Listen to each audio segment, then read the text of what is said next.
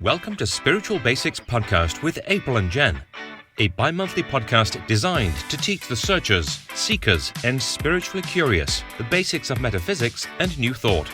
They are all about the basics, but they are not basic bitches. Now, here are your hosts, April Darley and Jen Merkel.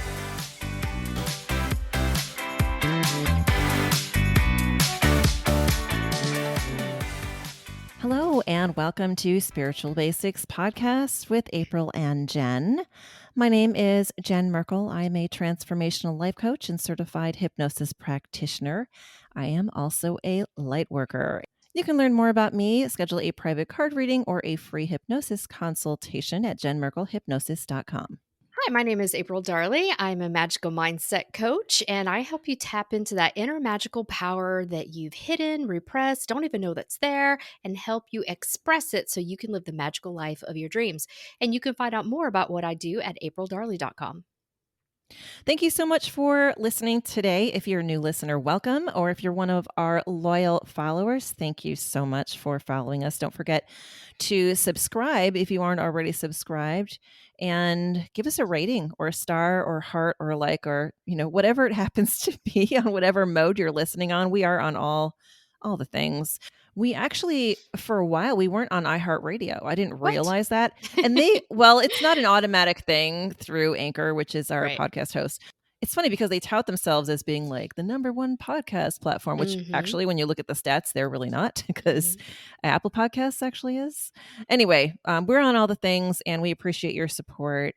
And thank you so much. Yes. By the way, if you want to contact us, you can leave us a voice message at our website, spiritualbasicspodcast.com. Let us know if you have any questions. We'd love to play it on the air, or if you have any show suggestions or any tips or pointers or anything to share with any of our listeners.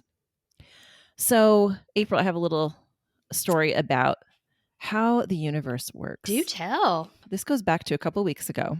I was like, I have to go to the grocery store, but I don't want to go to the grocery store. Like, one of those moods. It's like, Right. I've got so much going on, but like, I didn't have any food, it's like, oh man. So I was getting ready to go and I thought, okay, I'm going to take Karma out to do her business before I leave. And when I opened the door, there was a big box from one of the meal kit services. And I was like, wait a minute, I don't have this. I used to. Okay. I'm like, I canceled that. I'm like, oh my gosh, if they started sending me stuff again, I'm going to be so upset. Right. So I looked at the label and it had my address, but someone else's name. And I went and confirmed that that person actually had never lived anywhere in my complex. Oh. So I don't know how that all happened, but I called the service and they were like, oh, I'm so sorry for the mix up. You can just keep that and we'll send this person. Her name was Isabella. We'll send Isabella a new kit, so don't worry about it. I'm like, oh, okay. And I looked in it. It was actually all stuff that I could eat because, you know how fussy I am. Right? But it was like awesome. But it was like 4 meals. And I'm like, for me, someone single living alone, that's 8 dinners. And I'm like, I can't eat all this before it goes bad. So I shared with my neighbor. Yeah, nice. She and I share stuff like that a lot. But anyway, so then I'm like, okay, that's fine. And then I'm like, all right, I guess I don't have to go to the grocery store. I'm not that desperate for it. I got plenty of food, right? Yeah. And then the next day, I was I was in the bathroom, just doing my own business, and I had a knock on the door. And I'm like, I was expecting a delivery, something really important. So I thought, okay, well, I'm yelling like, just a minute. Don't leave. Like, hurry up and finish. And I ran over to the door and I opened it. I'm trying to keep Karma from running out and jumping on the guy. Yeah. It was the FedEx guy and he had another box. He's like, here you go. I'm like, no, please, no. Please, that's not mine. Oh, no. And he's like, you're not Isabella? I'm like, no. He's like, but this is your address. I'm like, uh-huh. He's like, oh. And I'm like, can you take it back? And he's like, okay, I guess I can do that. I'm like, wow. Anyway, so he did. He took it back. So just to speed up things a little bit, work through all the meal kits. I made the stuff, which I really don't cook for myself, but it's really nice to have, once in a while. And so I ate pretty healthy and nicely for about a week and then kind of forgot all about it. But then I had a notification that I had something in my package locker and I, again, was expecting something actually from somewhere else. I open up the package locker and it's from the meal kit service. And I'm like, Holy first of all, crap. who does that? I bet Isabella is pissed. Right? She's not getting her food. You have, for a package locker, you have like 2 to 3 days to pick up your thing. Uh-huh. It's like, what if I left it in there for 3 days thinking it was like a book, Right. Like, anyway, I got it. And then I had to drag it all the way up to my apartment, which was not fun. Mhm. And so I called the meal kit service again. I'm like, hey, you guys need to stop sending me this stuff. And they're like, oh, we're so sorry. So go ahead and keep it. I'm like, okay. So again, I had to show. So this is just so funny because Wow. it was like so much abundance in just Yeah. surprising ways because I was manifesting abundance. That's great. And the funny thing was, after I got that second mistaken delivery, I had mentioned in the past one of my manifesting practices was the to-do list for me in the universe, where I put on one side the stuff that I'm going to do and on the other side the stuff I want the universe to do for me. The next day I put, have them stop sending me meal kits. Unfortunately, since then I have not seen one. So knock wood on that. Okay. But it's just so funny. That is, it's extra funny too, because I have this other Aquarius friend and she manifests free food all the time. That's like her number one consistent non-fail. When she needs food, suddenly stuff like that happens. So like Bella. Yeah, like Bella. My dog is a master food manifester. Maybe she's an Aquarius. She's a rescue dog. She might I don't be, know when she's born. I don't know. That's all good. Yeah, that's an awesome story. So what have you got going on, April? I just got a new book this week. I decided to jump into it. As we've talked about in the past, sometimes I have this shame stack of books, right? Where where I'm meaning to do it, right? And it's one of those self-development educational books. And because I do kind of shadow work and mindset work in my regular business, sometimes I want to read complete fiction, fantasy during my reading time, right? I'm the opposite. Right, of course you are, Aquarius. So this book is called Unblocked, and it's by Margaret Lynch Rainier and her husband David, I think is the name. It was on Hay House, one of their promo specials, where it was $1.99 Kindle. So I'm like, yeah, okay, I'll pick it up and try it, because it's all about using EFT or tapping to unblock your lower chakras. And EFT, that's emotional freedom technique. It is, yeah. Or the tapping is what people refer to it as. So I'm like, okay, I sometimes use tapping in my work, but I kind of do shadow work by other ways. But I'm like, I'll check it out, because you know me, I'm a shadow work junkie. I am not afraid to like dive into the deep end, just see where all that stuff is going. Yeah, and we are going to be doing an episode on shadow work in the near future, in the next couple episodes. So looking forward to that. Exciting, yeah. So I started reading this book, and before she gets to the actual technique, she does this sort of disclaimer about, if you've got XYZ conditions, you really don't need to be doing this, right? This could be contraindicated for you. And I've never seen contraindications on tapping protocols before. So I'm like, interesting. What's this about? And then I got to the exercises and I'm like, holy crap, I totally understand why she put this disclaimer in there. It's really intense, focused, deep work. So I don't necessarily recommend this book for beginners. Like, if you have no idea what shadow work is, this is probably not the book for you to start. But if you are someone who has done a lot of work to help heal trauma, to dig into these chakras, to dig into stuff that are your blocks, then this, I think, can help elevate you. But it's some intense tapping scripts with very pointed language. Like, my body was flooded with agony and, just deep feelings like that. So cool. And what is it called again? It's called Unblocked. Okay. And so I do recommend it if you're a shadow work junkie, if you have felt blocked and you've done a lot of work and you're ready to take it to the next level. Because I was like, there's 3 tapping scripts and 2 visualization things. And man, it completely broke me down. I'm like crying. It's like super intense. Well, that's where the healing is. That's what healing is about. Yeah. Yeah. So I was like, wow, this is really great stuff. But maybe not for beginners. Like, this is not a training wheel book, people, for sure. But if you have done a lot of work and you're still feeling blocked, then I pick it up, right? Cool. Pick it up. It's good stuff. Awesome. So this episode, we are talking all about colors. And let's just dive in. April, what's your favorite color? Well, if you were to look at my wardrobe, you'd probably say it was black. But if I'm choosing a color just for the sake of colors, it's probably emerald green or Kelly green.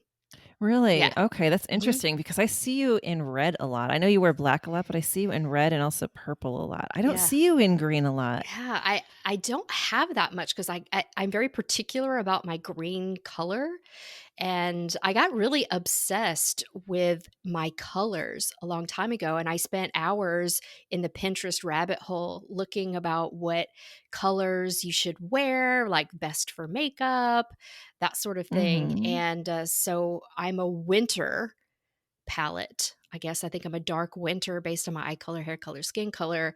And so I do these deep jewel tones. And I was unconsciously attracted to these type colors anyway. Hmm. How Now, about you? I bet you'll never guess what mine is. I'm gonna say turquoise or teal. It's how you call it. Mermaid Yeah, turquoise. teal is a little more green than blue, but definitely like the turquoise, azure, like the Hmm. color of the Caribbean Sea. That's really what it is. Yeah. And that's, I think, why I'm so drawn Hmm. there. It's funny because even just, everything that we've gone through to put together this episode, I was thinking about it. And I thought maybe the reason why I'm so drawn to it is because I feel called to the ocean and Hmm. it calms me. Hmm. That's where I feel at home. So that's Hmm. probably why I have it pretty much everywhere you look. Yeah, and Jen's a great decorator. I know I've mentioned this in the show. I told her, I'm like, when I move, I want you to come to my house and help me decorate. And if you come to my place, it's very dark browns and deep greens. And Mhm. you're right. So I don't have that Kelly green color anywhere. You're right. I mean, it might be on some leaves in my trees, but yeah, no. So I keep it earth toned. Before we get into all the deep stuff, I did find some really fun facts and stats to share with everybody because y'all know me by now, right? So, as far as color preferences, there was a US study done and it found that blue is the number one favorite color at 35%. So, more than a third of all people in the US, blue is their favorite color. And then everything else has to kind of catch up. The second one from that is less than half. The green is 16% and purple at 10%. And then we had red at 9%. And what's interesting too is it depends on gender a little bit. So blue is number one for both men and women, but the most disliked color for men was brown, and for women it was orange. So if you got a lot of browns in your place, if you're going to bring a man over, you might want to think about changing Right? it to, You throwing should. in different colors in Just there. throw some blue couch throws or something in there. White is the most popular car color, and there was a close follow by black, and then brown and green were the least popular. The age when infants begin showing a color preference is at about 12 weeks old, so less than 3 months, actually. I don't know if you know, but color preferences tend to change as we get older. I know when I was young, I really liked pink and purple a Sure. lot, but when I got to my 20s, that's when that, blue color Mhm. was really becoming attractive to me. And they did find also in several studies that children are drawn to pink and the primary colors Mhm. also. Also, something you may not have known. This is another place where Hollywood has failed us What? with their depiction. Yet another bash on Hollywood. So, bold, bright colors were actually used by Vikings in and on their homes, as well as in their clothing to stand out, kind of a status symbol. They used rare colors to show their wealth and success. And if you think about the show Vikings and all the other shows about Vikings in that era, they're all like dark and Mhm. drab, and they show like it's raining all the time. And it's like that dark wintry. And I suppose maybe in battle they didn't wear bright colors because if you're walking through a forest, you probably don't want to Right. have red or orange on and be a moving Right. target. But their daily lives, they wore a lot of bright colors. Also, color psychology you may have heard of, but it's the study of hues as a determinant of human behavior, and it's most often used for marketing, advertising, and branding. If you've ever been in a fast food restaurant, okay, name a fast food restaurant that doesn't have the color red Mhm. prominent in their Right. logo and design and their dining room and everything. That's because red supposedly encourages hunger. Also, Cadbury chose the color purple for, and I know Cadbury is one of your favorite chocolate manufacturers, as it is mine. But they chose the color purple way back when, in I guess it would have been the 1700s, because it was Queen Victoria's favorite color. Also, psychologically, there are a couple things around color. For example, chromophobia is actually a fear of or aversion to particular colors. And that's usually a conditioned response based on, something that may have happened to you in your childhood. But here's something. Have you ever heard of color synesthesia? Yes. Lady Gaga has that. I didn't know that, Yeah. but about 1% of people have it. It's a condition where the person perceives things like letters and numbers, days of the week, or months as colors. And interestingly enough, as I was researching this episode, I discovered that I have synesthesia. Oh, what do you perceive as a color? I perceive the months as colors. Hmm. And there's actually a kind of a cool little test you can do at synesthesia.com. I'll link it in the description. If you don't know how to spell it, I'm not going to spell it out on the episode. But if you do a Google, it'll correct your spelling. But synesthesia.com is pretty cool. Yeah. So, what the heck is color? Let's get into it. So, light from the sun travels to the earth in electromagnetic waves. We probably all remember that from grade school, right? Some are long, others are short, and our eyes perceive each wavelength as a particular color. We have inside of our eye an area called the fovea centralis. And inside the fovea centralis, we have rods and cones that react to light. And based on either rod or cone, they help us with night vision or color vision. And they relay this information to the brain via the optic nerves. The brain processes this information and tells us, I'm using some air quotes here, tells us what color we're actually seeing. So interestingly enough, color blindness, you may have heard it's a recessive gene. It's actually pretty common in my family. I have several relatives that are colorblind. So I'm assuming that is how this relates then, April? So I didn't research color blindness Oh, correctly. I that's all totally right. forgot it. But I know you can I'm having to try to reach back into my knowledge because little known April fun fact, I was an optician for 8 years before I went to med school.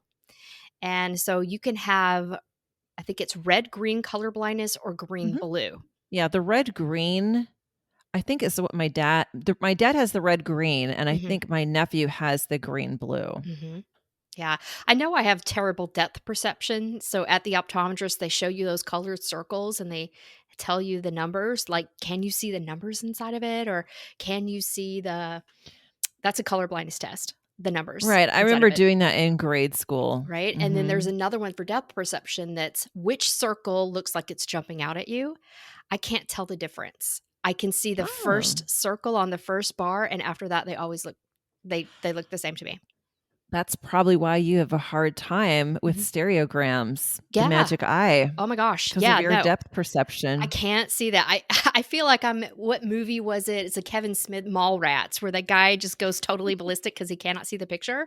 I am that guy, right? They That's had us funny. do that in medical school and I had to have my friends whisper what it was because I could have stood there all day and I can't see those things.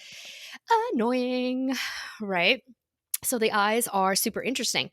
And we do see a color spectrum, which is made up of red, orange, yellow, green, blue, indigo, and violet. So there's a little phrase that you can remember, and it's called Roy G. Biv. And it stands for all of those things. Yeah, I remember that from grade school science Mhm. class. It's one of the few things I remember, I think. Yeah. So red has the longest wavelength and violet is the shortest. And ultraviolet light has even shorter wavelength, but humans can't see it. So some birds and some bees are able to see in the spectrum. But although we can't see UV light, we're able to actually feel the heat that it generates. And when all the waves are seen together, they make a white light. And when white light travels through water, it creates the rainbow because the water is splitting the light into its individual colors.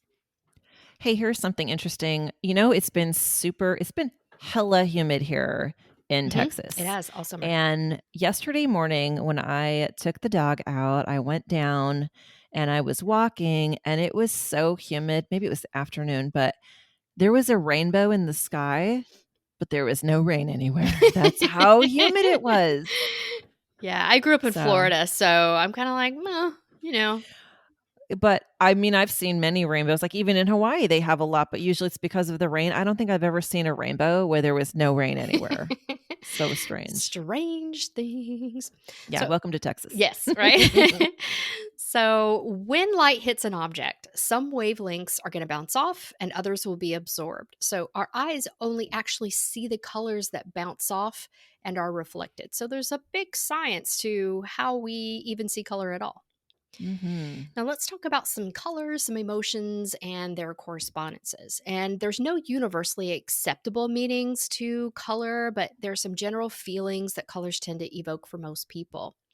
So, red is associated with the root chakra or the base chakra. It often corresponds to courage, passion, anger, importance, action, love.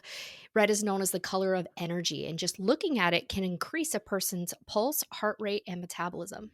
Red has also been attached to emotions like anger and violence. Like if you're angry, you see red, right? I actually have a client. Mhm. We're working on some of that. And when she gets angry, she sees red. Literally, it's her Wow. clairvoyance coming out that Okay. way.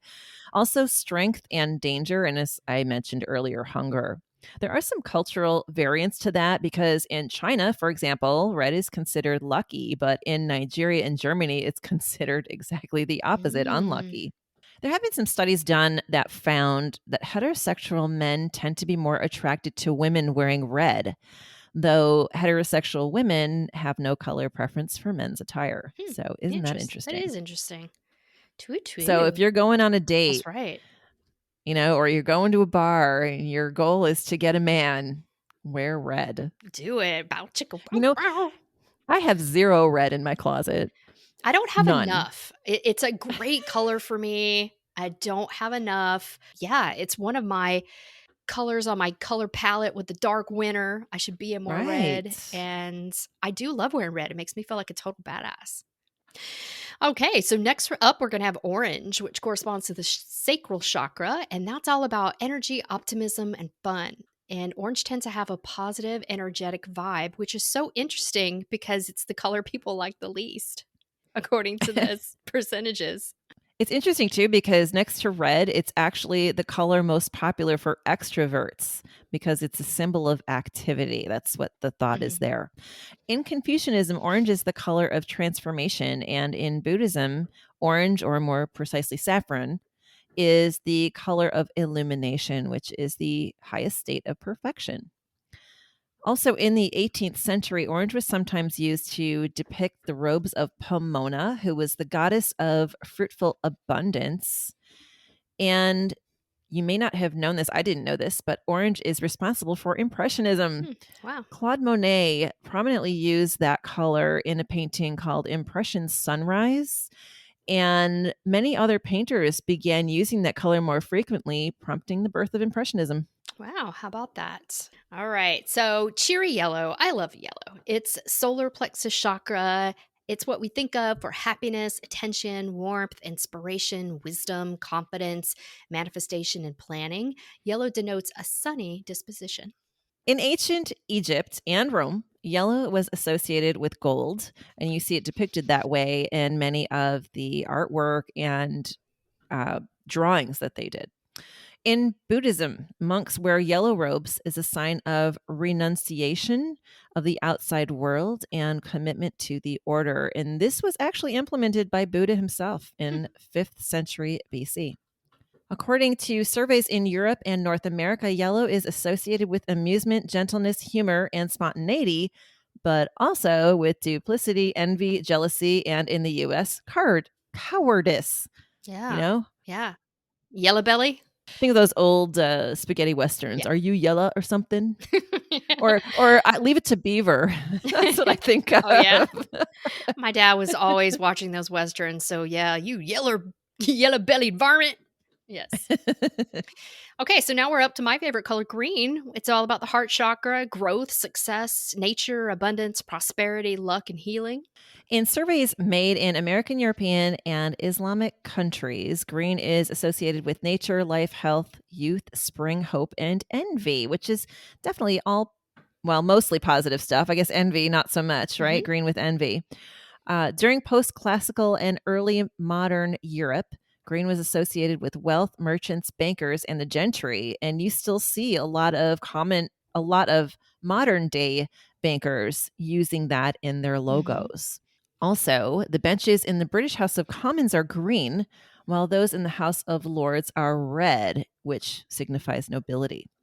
Green also has a long historical tradition as the color of Ireland in Gaelic culture, which I think is another reason why maybe, April, you are so drawn to the green color. I mean, it could be, but it's so weird because the national symbol of Ireland is the harp, and it's a Right. blue harp. And there's a very specific type country color for Ireland, and it's blue.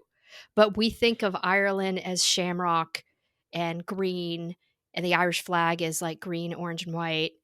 But there's a very particular blue color that's associated with Ireland. But isn't it called the Emerald Isle? It is. It's because it's Yeah. green all the time. Yes, exactly, because it rains a Yes. lot. It does. Green is also the color of hope in the Norse tradition. So let's talk about blue. So that's the most loved, the beloved color. I mean, theoretically, a third of our Right? listeners, that's their favorite color. Yeah. More than a third.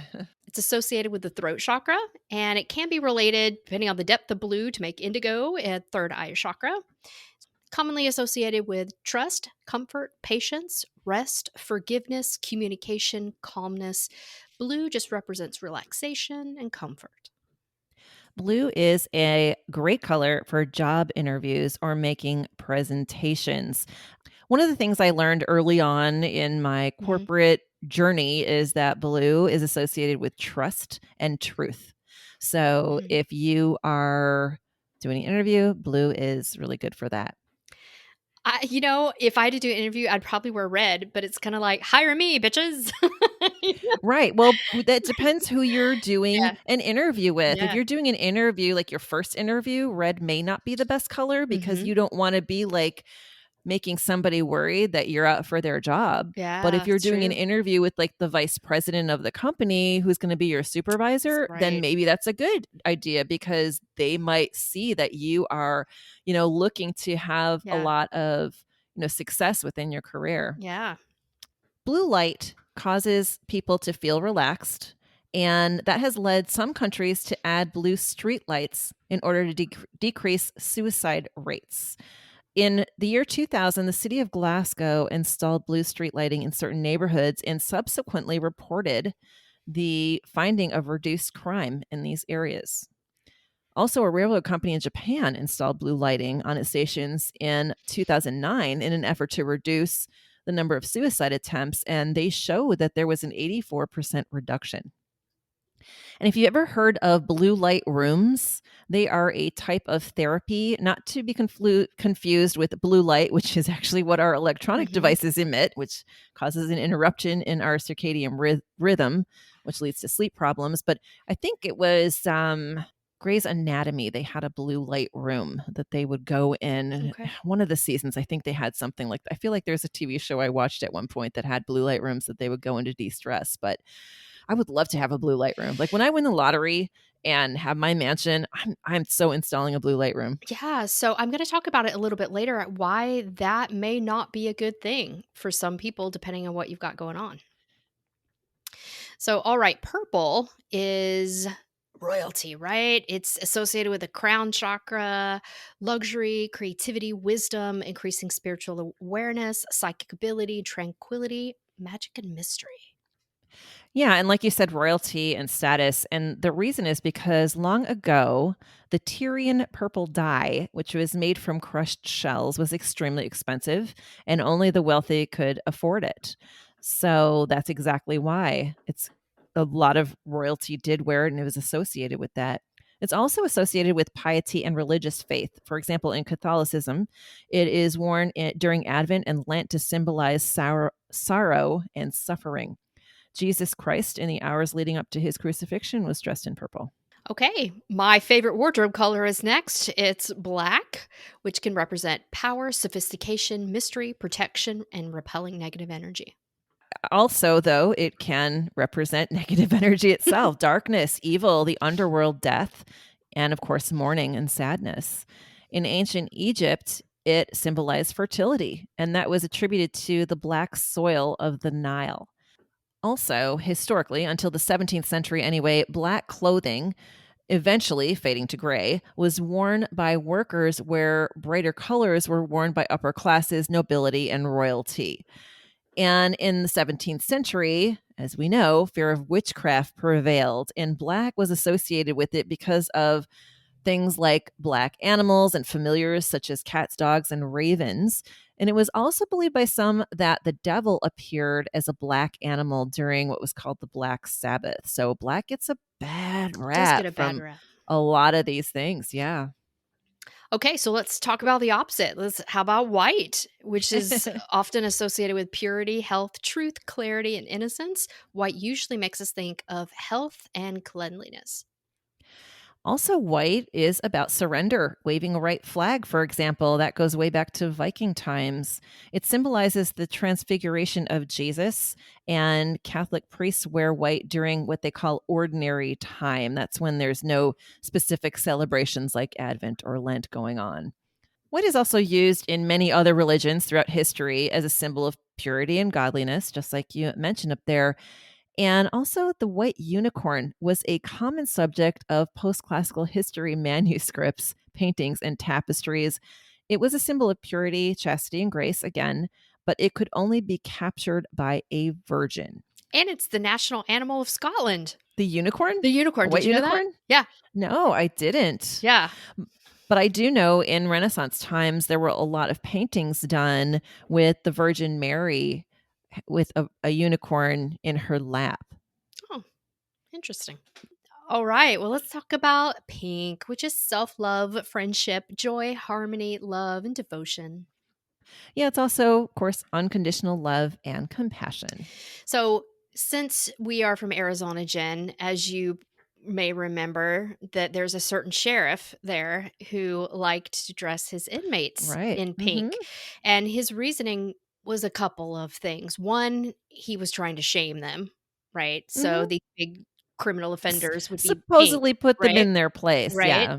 But they have done studies that pink lowers aggression, right? Because it does foster this love vibration. And actually, I believe that in press conferences, that was his explanation for Mhm. it. I think it had a Yeah. dual reason. Yeah. Yeah. Yeah. He also fed them bologna sandwiches, and of course, bologna is pink as well. Right. Cheeky. Cheeky guy. That guy was. All right. And so let's get to everybody's least favorite color and the color you do not want to attract your partner with. Apparently, you do not want to nab a man with this color. It is brown. So it's home, stability, family harmony, manifesting material goods, and organization. I wonder if, like, that home stability and family harmony, that's what repels the guys, I like, "She's mean, wearing brown. Oh, I'm not ready for oh, commitment. I'm out of here." it's like, oh, hell no. I'm not going to do that. So if you wanna go to the bar and not be bothered by Yeah. guys, wear some brown. You know, Brown. brown actually, I look really good in brown. Brown and green are, like, 2 of my best colors, Yeah. and I love brown, but again, I don't have a lot of that in my wardrobe either. I don't wear brown because it's generally a warm palette and I'm a cool. Dark winter Right, is a mhm. cool palette, so I tend not to wear brown. So here's something interesting too. We didn't have this in the show notes, but I learned something a while back, and it was just kind of something that I heard in a couple different places. I don't know how true it is, but someone once told me that the color coral, so like a version of orange, looks good on everybody. I beg to differ because it's warm. It's warm toned, and I have screwed up and gotten some coral lip scents. And let me tell you, that But was it's not the lip color. I mean, like a shirt, like a no. top, Yeah. right? Yeah. I have Interesting. I would tried. like to see you in a coral top and see if that is Yeah. true or not, Yeah. because I know that it looks good on me, and I don't think I've ever seen anybody with coral on that didn't look really nice, like really nice, not just, Yeah. "Oh, that's good on you," but, "Wow, you look nice." I So I volunteer as tribute to be the first one to like go, coral is not it for me. Yeah. So you can use color intuitively in your practice, in your spiritual practice, and for manifesting and things like that. So let's talk about that for a few minutes. Reading auras is one thing you can do. It's working with color. Auras are the energy field that is around your physical body.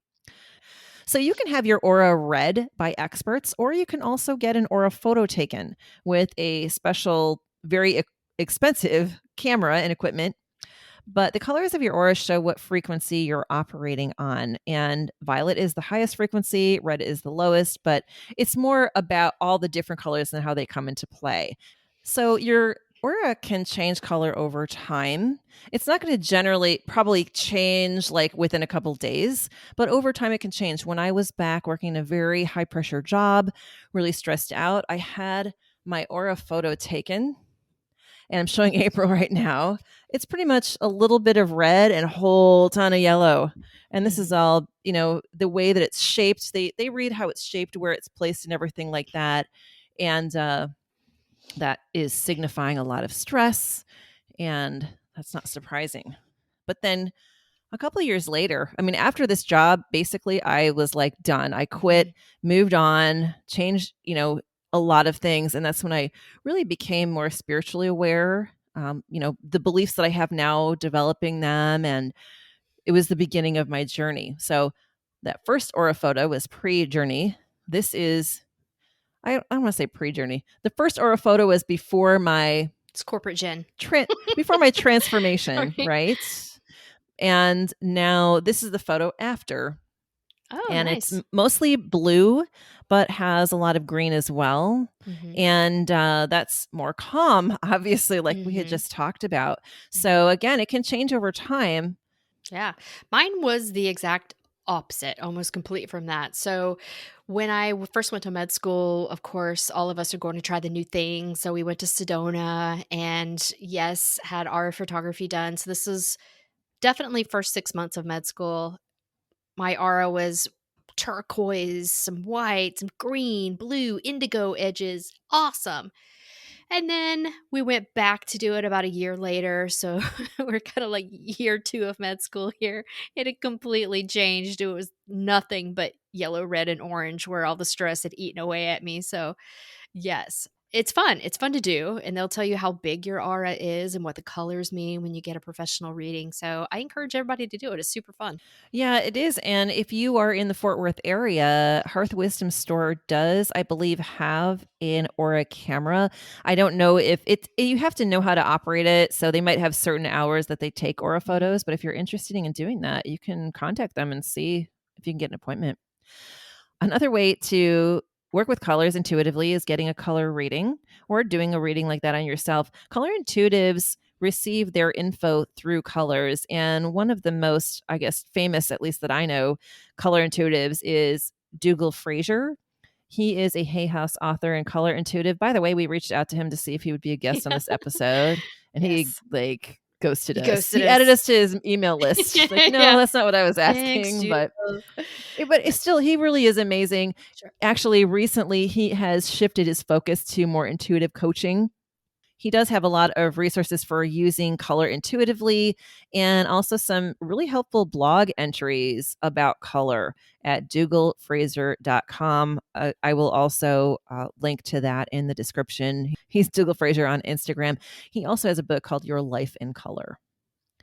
You can use color in divination. So I know for me, my go-to with divination, when I see a card, you use your intuition to interpret the card, and you see what's going on in the card. There are certain images that might jump out on you, but you can also think about what colors are prominent. Do any of the colors stand out particularly, and how do those colors make you feel? If you see blue, it doesn't necessarily mean something calm. Maybe it means it's someone has a block in the throat chakra or something like that. So using your intuition in that way can really be a really cool way to interpret those images. One thing that's really important is to set your ego aside, as with any divination, but that way you can focus on the message rather than your own color preferences. Like we said, so many people are attracted to the color blue. Don't let your eye jump to that. See what else is there. Try to really separate your ego from that. Also, there are intuitive artists that use color with painting and sketching and drawings. And of course, during meditation or energy healing, using colored light energy based upon what you want to manifest, or working with the chakras. So this is a cool little thing. I heard about this years ago, and it's an article I read, and it's actually how I know that Lady Gaga has the synesthesia you talked about earlier. But there was this woman, and she was getting interviewed, and what she does is you tell her what your favorite song is, and she's got synesthesia, so she hears music as and is interprets it as colors. Okay. So she does commission-based paintings, you tell her what your favorite song is, and she paints what she sees from the song.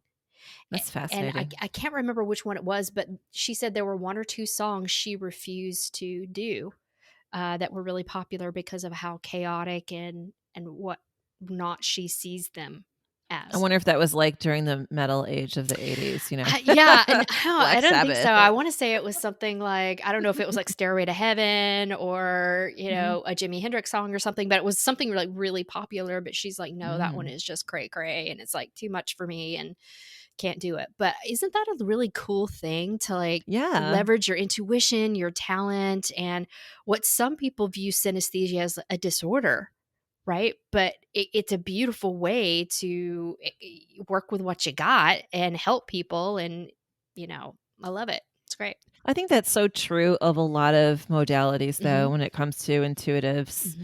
You're that's why a lot of intuitives like us are thought of as the Hmm. weirdos Yeah. because we have something that's different. Hmm. But if you can learn to use it to your advantage Hmm. and work your intuition through it, then yeah, it Yeah. can be a really wonderful tool. Hmm. So, one of the tools that I like to use, and I have used in the past for myself, not necessarily for clients, but it's color therapy.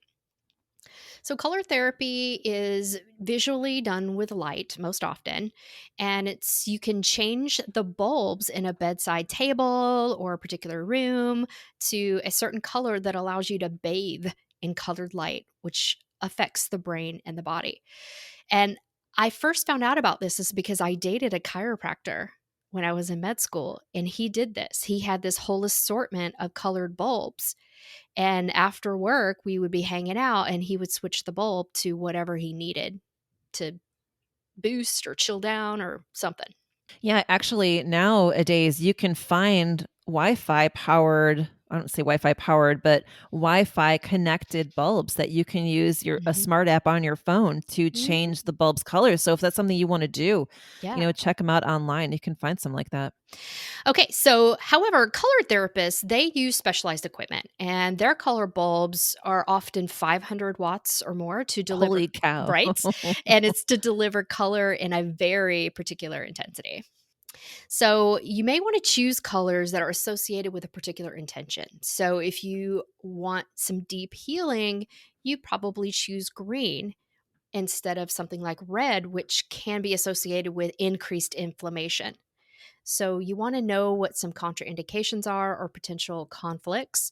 If you need pink for self love, if that's something you want to work on, blue can be for calming. So, here's where the potential caution I mentioned. We were talking about the blue lights earlier. Mhm. Mhm. So, if someone is depressed, or has the blues, air quotes here, you may actually not find relief from choosing the color blue. In fact, it can make your condition way worse. So in this case, you want to do something like yellow or orange, even because you want to promote that optimism, that happiness. But if you are a person who is very much prone to anxiety, colors like red and orange can be too excitatory for you. Right. And many color therapists will avoid shining red light on the head as it's considered way too excitatory. So if you're unsure of what to do, green is considered the safest color choice to start with. But if you're dealing with something like anger issues, then as we talked about that sheriff, you may want to do pink or blue to help calm you. So it all depends on what you need, what your intention is, and you, so work work with you. Yeah, I actually used to have in my living room, like a soft pink Mhm. colored light bulb that I really liked. I mean, you're not going to use it for a reading light, but it's really nice at the end of the day to come home and just have that soft pink Mhm. glow. I really enjoyed that. Mhm. So you can also do forms of color therapy through wearing colored glasses. So yes, wearing rose-colored glasses is therapeutic. It's a thing. And some companies make glasses with colored lenses for you to wear throughout the day or for a certain period of time to use as color therapy. You could also intentionally choose clothing based on what you'd like to work on or what you want to feel like or manifest throughout the day. And this is something that I do a lot. So, a question. I know I actually do this. Mhm, If I'm feeling kind of low or blah or just like gross, I'm like, mhm, oh, I'm just going to throw on this icky gray t shirt and some old cut off jeans. And I know I look crappy, but I don't really care.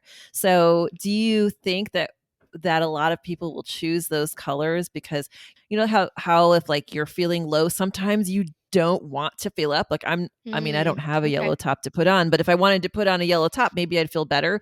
But sometimes I'm just feeling like icky and it's like I don't care, I don't want to feel better. Like do you think that people do that a lot? I do, because I think, so much of our daily lives are on automatic pilot, Right. and we don't really do them based on intention. And you mentioned a yellow top, and I know if I am feeling icky, I have one yellow top in my wardrobe, and when I put that on, it never fails to lift my mood up. Mhm. So, but yeah, I think absolutely we tend to do things just out of habit or to match where we are and not where we want to be.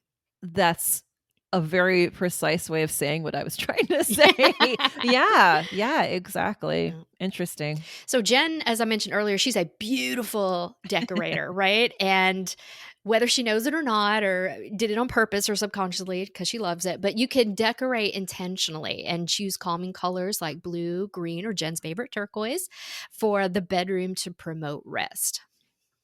And, interestingly enough, thinking about this, I wonder if the popularity of blue is because of its calming effect. Like if Hmm, everybody's hmm, so crazy all the time, like, oh my gosh, I'm so stressed out. But blue is my favorite color because it kind of hmm. subconsciously makes you feel better and Yeah. more calm. I mean, I think our higher selves know what we really need, and we do a lot of Yeah. the right things unconsciously. Hmm. So, yeah. Now, if you want to open yourself up psychically, purple is a great color for your meditation space. Or if you want to feel like a royal badass, why not put some purple in your life? Hmm.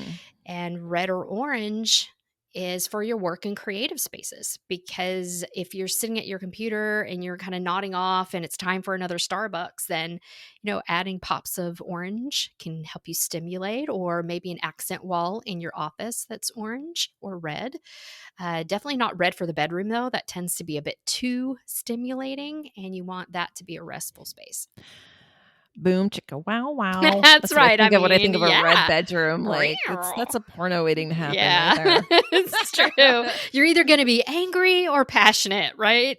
One or the other. I actually worked in an office once that had orange and yellow walls. Like my Oh, office and everybody's okay. individual office. And I'm not talking Wow. like some kind of nice coral and pale yellow. No, no. Orange, like an orange, that color orange, Wow. and yellow like a school bus. And it was like That's really not good. I that's hated intense. that office. I hated it. Yeah. And I was working in a creative industry and you'd think, "Oh, this would be happy and creative," but it wasn't. So I think a lot of times the intensity of the colors Yeah, might make a difference for too. sure. And what we just talked about, if you're an empath or high anxiety, that's cranking it up to like level Yes. 10. Not only maybe Probably your why work might. and I didn't hate my work. Yeah. I just hated that Yeah. office. Oof. Yeah, that's hardcore. So you can also use crystals that correspond to the chakras or your desired intention. And I haven't done this in a while, but when I meditated, I used to add a corresponding color crystal on top of each one of my chakras because I like to meditate laying down. So I had a red one Mhm. over the root, orange one over the sacral, etc. So you can do that as well. Yeah, and you could also put those next to you. It doesn't have to be necessarily on you, but yeah, definitely that's a really great way to do that. For Mhm. me, some examples that I like how I like to use crystals color wise Mhm. is orange calcite. I feel like my orange calcite, like if I feel a cold coming on or I just feel blah, I don't feel well, Mhm. like physically, Mhm. orange calcite is just a good energy booster. And like, it feels to me like when I use orange calcite, if I put that in my hand, put it in my pocket, feels like I've just drank a really huge glass of freshly Mm. squeezed orange juice. So, Yeah. So if I'm gonna do an orange crystal, it's probably carnelian. Tends to fall in that red orange kind of yeah, the red category. orange. Mhm. But for what you just said, I tend to do bloodstone, and bloodstone is often it's green and red, and we think green goes with the heart chakra, which normally it does, but because it's got the red bloodstone associated with the root chakra. but Mm-hmm. it's great for immune support. So, but carnelian and bloodstone do exactly what you just said. Plus, it's one called brecciated jasper. It's another one that's in that orange red family, and that one's known as the organization stone or the get your shit together stone. Huh. So if you are just dragging and you need that energy boost, brecciated jasper. Yeah. I also like to use rose quartz, which I Mhm. recommend to my clients a lot, especially clients who are working on their self love and self Mhm. acceptance. It's a light rosy pink color and known as the love stone. And of course, as you can imagine, I have a zillion blue and turquoise color crystals. I'm really drawn to them because Yeah. they are the color of the sea, especially the Caribbean. I mean, the ocean is calming for me. So if you had to choose, and this might be like what's your favorite movie or what's your favorite song, but what's your favorite blue crystal? I have these blue aragonite palm stones that I Mhm. just love, and they are the perfect color. Actually, I'll show you one. This is exactly Mhm. my favorite color right here. Yeah, it's a nice one. So if I'm talking about not my favorite crystal necessarily, but my favorite color, they're like just a little bit lighter than that Caribbean ocean color. Mhm. And they're just so pretty. And I know you've seen me in this color a million Mhm. times. Yeah. Lots of clothes in that color. Lots of Yeah. t-shirts from Life is Good in that color. I'd say probably my favorite blue, and I'm wearing it right now, is sodalite. Is what I find to be the most useful for me because, as a Taurus and just me in general, how I'm wired is I tend to carry a lot of stress and anxiety in my head, and it tends to give me headaches, a lot of worried, fear based type thoughts. And what sodalite Mhm. does for me is it pulls that energy out of your head and pulls it downward. And then it also cleanses your aura of mental clutter you've picked up from other people.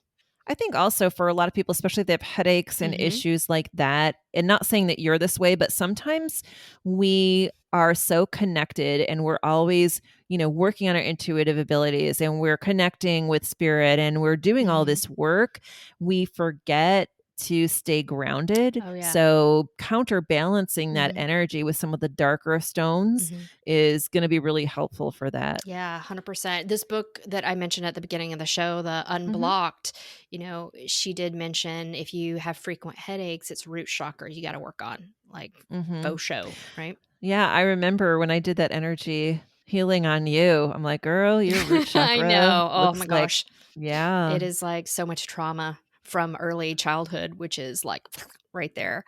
But, yeah, and then, of course, working on the root, my favorite black tourmaline, favorite crystal of all time, Yeah. right, is what I usually use for that. Yeah, for me, my favorite black one is my obsidian, the black obsidian dragon glass, Mhm.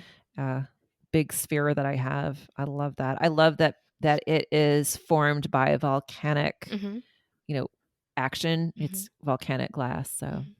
Well, thanks again for joining us for this episode. We hope you enjoyed it as much as we did, and we look forward to seeing you again next time. Bye. This has been Spiritual Basics Podcast with April and Jen. Find full episodes on your favorite listening platform or visit spiritualbasicspodcast.com.